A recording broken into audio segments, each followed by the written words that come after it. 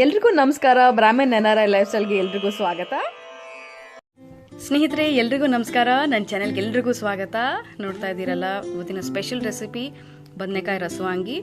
ಬಹಳ ವಿಭಿನ್ನವಾಗಿರುತ್ತೆ. ಇದು ಮುದ್ರೆ ಬ್ರಾಹ್ಮಣರು, ಅದು ಮೈಸೂರಲ್ಲಿರೋ ಮುದ್ರೆ ಬ್ರಾಹ್ಮಣರು ಸ್ಪೆಷಾಲಿಟಿ ಅಂತಲೇ ಹೇಳ್ಬೋದು. ದಿನಾಗಲೂ ಕೂಟು, ಹುಳಿ, ತಿಳಿ ಸಾರು ತಿಂದು ಬೇಜಾರಾಗಿದ್ದರೆ ಖಂಡಿತ ಈ ರೆಸಿಪಿ ಟ್ರೈ ಮಾಡಲೇಬೇಕು. ಫ್ಯಾಮಿಲಿ ಮೆಂಬರ್ಸ್ಗೆ ತುಂಬ ಇಷ್ಟ ಆಗುತ್ತೆ. ಸೊ ಇನ್ಯಾಕ್ ತಡ, ಲೆಟ್ಸ್ ಬಿಗಿನ್ ದ ರೆಸಿಪಿ. ಸ್ನೇಹಿತರೆ, ಮೊದಲನೇದಾಗಿ ನಾನು 1-2 ಕಪ್ಪಷ್ಟು ಗುಂಡು ಬದನೆಕಾಯಿನ ಸಣ್ಣದಾಗಿ ಹೆಚ್ಕೊಂಡಿದ್ದೀನಿ. ನೀವು ಯಾವುದೇ ವೆರೈಟಿ ಬದನೆಕಾಯಿ ತೊಗೊಂಡ್ರೂ ಇಲ್ಲಿ ಚೆನ್ನಾಗಿರುತ್ತೆ. ಸೊ ಮೊದಲನೇ ಸ್ಟೆಪ್ಪು ಒಗ್ಗರಣೆಗೆ ಹಾಕ್ಕೊಂಡು ಬದನೆಕಾಯಿನ ಬೇಯಿಸ್ಕೊಳ್ಬೇಕಾಗತ್ತೆ. ಈಗ ಪ್ಯಾನ್ ಬಿಸಿ ಆಗಿದೆ. 1-2 ಸ್ಪೂನಷ್ಟು ಎಣ್ಣೆ ಹಾಕ್ಕೊಳ್ತಾ ಇದ್ದೀನಿ.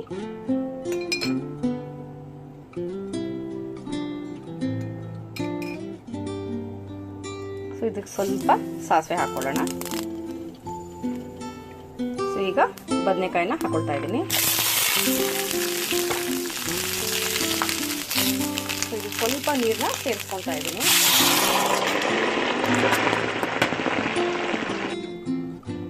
ಸೊ ಇದಕ್ಕೆ ಚಿಟಿಕೆ ಅರಿಶಿನ ಹಾಗೆ 2 ಟೊಮೆಟೊನ ಹಾಕ್ತಾ ಇದ್ದೀನಿ. ಸೊ ಬದನೆಕಾಯಿ 1/4 ಭಾಗ ಸಾಫ್ಟ್ ಆಗಬೇಕು, ಅಲ್ಲಿವರೆಗೂ ಬೇಯಿಸ್ಕೊಬೇಕಾಗತ್ತೆ. ಸೊ ಸ್ನೇಹಿತರೆ, ಬದನೆಕಾಯಿ ಬೇಯೋಷ್ಟರಲ್ಲಿ ನಾವು ರಸವಾಂಗಿಗೆ ಒಂದು ಕ್ವಿಕ್ ಮಸಾಲ ಪೇಸ್ಟ್ ಮಾಡ್ಕೊಬೇಕಾಗತ್ತೆ. ಮೊದಲಿಗೆ ಪ್ಯಾನ್ಗೆ ಸ್ವಲ್ಪ ಎಣ್ಣೆ ಹಾಕೊಳ್ತಾ ಇದ್ದೀನಿ. ಎಣ್ಣೆ ಕಾದಿದೆ. ಇದಕ್ಕೆ ನಾನು ಒಂದು ಸ್ಪೂನಷ್ಟು ಕಡಲೆಬೇಳೆ ಹಾಕೊಳ್ತಾ ಇದ್ದೀನಿ. 1 ಸ್ಪೂನ್ಗಿಂತ ಜಾಸ್ತಿ ಹಾಕೊಳ್ಬೇಡಿ. ಇದು ಸ್ವಲ್ಪ ಫ್ರೈ ಮಾಡ್ಕೊಳ್ಳೋಣ. 5 ಸೆಕೆಂಡ್ ನಂತರ 1 ಸ್ಪೂನಷ್ಟು ಉದ್ದಿನಬೇಳೆ. ಸೊ ಒಳ್ಳೆ ಪರಿಮಳ ಬರೋ ತನಕ ಫ್ರೈ ಮಾಡ್ಕೊಳ್ಳೋಣ. ಸೊ ಉದ್ದಿನಬೇಳೆ ಕೆಂಪಗಾಗಿದೆ.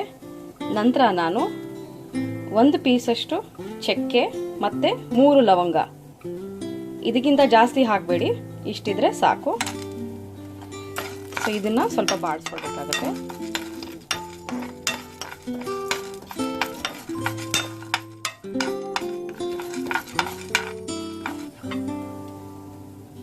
ಸೊ ಇದಕ್ಕೆ ನಾನೀಗ 3 ಸ್ಪೂನಷ್ಟು ಕೊತ್ತಂಬರಿ ಬೀಜ. ಸೊ ಇದು ಸ್ವಲ್ಪ ಕ್ರಿಸ್ಪ್ ಆದರೆ ಸಾಕು ಕೊತ್ತಂಬರಿ ಬೀಜ.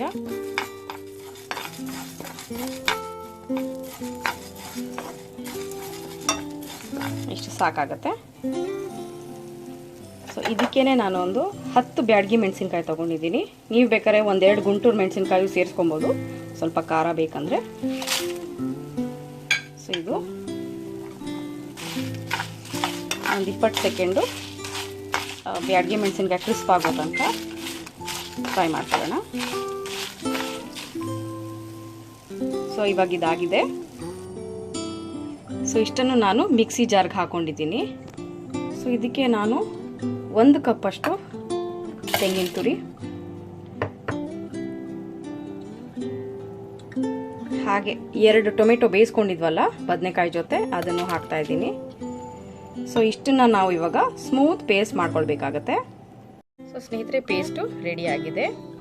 ಸೊ ಈ ಬೇಯಿಸಿರೋ ಬದನೆಕಾಯಿಗೆ ನಾನು ಈಗ ಪೇಸ್ಟನ್ನು ಸೇರಿಸ್ಕೊಳ್ತಾ ಇದ್ದೀನಿ. ಸೊ ಈಗ ಸ್ಟವ್ ಆನ್ ಮಾಡಿಸ್ಕೊಂಡು ಸ್ವಲ್ಪ ಕೂಡಿಸ್ಕೊಳ್ಳೋಣ.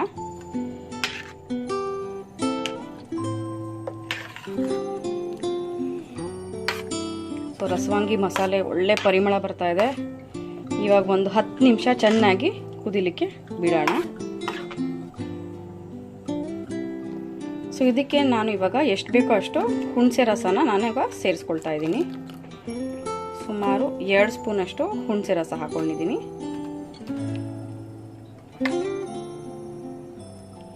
ಆಮೇಲೆ ರುಚಿಗೆ ತಕ್ಕಷ್ಟು ಉಪ್ಪು. ಒಂದು ಒಳ್ಳೆ ಮಿಕ್ಸ್ ಕೊಡಿ. ಸೊ ಈಗ ಮೀಡಿಯಂ ಫ್ಲೇಮಲ್ಲಿ ಒಂದು 10 ನಿಮಿಷ ಚೆನ್ನಾಗಿ ಎಲ್ಲ ಗ್ರೇವಿ ಕುದಿಬೇಕಾಗತ್ತೆ. ಸೊ ಇವಾಗ ಚೆನ್ನಾಗಿ ಕುದ್ದಿದೆ. ರಸವಾಂಗಿ ಈಗ ರೆಡಿಯಾಗಿದೆ. ಸೊ ನೀವು ಬೇಕಂದರೆ ಸ್ವಲ್ಪ ಬೆಲ್ಲ ಹಾಕೊಬೋದು, ಬಟ್ ನಾನಿಲ್ಲಿ ಹಾಕ್ಕೊಳ್ತಾ ಇಲ್ಲ. ಸೊ ಬನ್ನಿ ಸರ್ವ್ ಮಾಡ್ಕೊಳ್ಳೋಣ. ಸ್ನೇಹಿತರೆ, ಬಿಸಿ ಬಿಸಿ ಬದನೆಕಾಯಿ ರಸವಾಂಗಿ ರೆಡಿ ಆಗಿದೆ. ಟೇಸ್ಟ್ ನೋಡಿದ್ರೆ ತುಂಬ ಚೆನ್ನಾಗಿದೆ. ಬಿಸಿ ಅನ್ನಕ್ಕೆ ಅಂತೂ ಒಳ್ಳೆ ಕಾಂಬಿನೇಷನ್ ಅಂತಲೇ ಹೇಳ್ಬೋದು. ಈ ರಸವಾಂಗಿ ಮಾಡಿದ್ರೆ ಯಾವುದೇ ಚಟ್ನಿ ಪುಡಿ ಉಪ್ಪಿನಕಾಯಿ ಅಗತ್ಯನೇ ಇರಲ್ಲ, ಅಷ್ಟು ಟೇಸ್ಟಿಯಾಗಿರುತ್ತೆ. ಸೊ ಖಂಡಿತ ಒಮ್ಮೆ ಟ್ರೈ ಮಾಡ್ತೀರಾ ಅಂತ ಅಂದ್ಕೊಂಡಿದ್ದೀನಿ. Thank you so much for watching this video and see you soon with another video. Until then ಎಲ್ರಿಗೂ ನಮಸ್ಕಾರ, ಧನ್ಯವಾದಗಳು and take care of your self.